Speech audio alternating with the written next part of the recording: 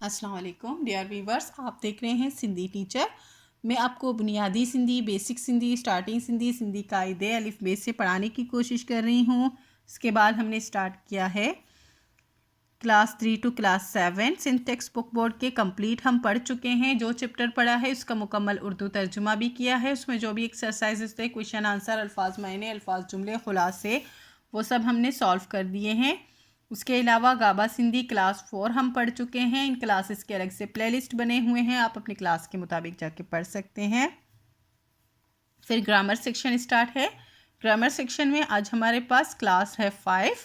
आज हम पढ़ेंगे गालायण जा लफ्ज़, यानी बोलने के अल्फाज, यानी कि हम जो बोलते हैं उसमें कौन कौन से अल्फाज इस्तेमाल होते हैं। गालायण का मतलब होता है बोलना और लफ्ज़ का मतलब होता है अल्फाज।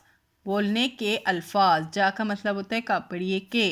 सिंधी ग्रामर में गालायण जा कुल 8 लफ्ज़ आहिन। सिंधी ग्रामर में बोलने के कुल टोटल 8 अल्फाज हैं। 8 का मतलब होता है 8, यानी कि 8। अब कौन कौन से हैं? फर्स्ट है इसम, यानी कि नाउन।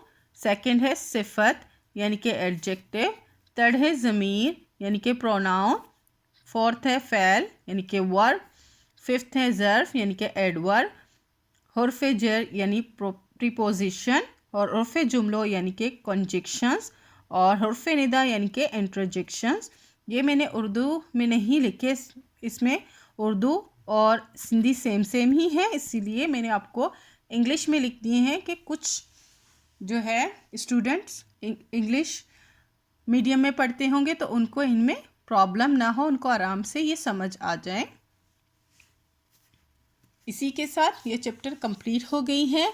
नेक्स्ट वीडियो में हम इनके बारे में पढ़ेंगे कि इसम क्या है, सिफत क्या है। इसके बारे में हम हर टाइम एक एक वीडियो बनाएंगे इंशाल्लाह से। उम्मीद है आपको अच्छे से समझ आ गई होगी। नेक्स्ट वीडियो में हम नेक्स्ट पढ़ेंगे ग्रामर में कुछ। अगर आपको कुछ भी ग्रामर में मुश्किल हो रहा है तो आप कमेंट सेक्शन में लिख सकते हैं, इंशाल्लाह हम नेक्स्ट वीडियो में वो पढ़ाएंगे। अगर आपको मेरी वीडियो से हेल्प मिलती हो तो please like, share and subscribe कीजिएगा। दोस्तों और क्लासमेट के साथ शेयर ज़रूर कीजिएगा। अल्लाह हाफिज़।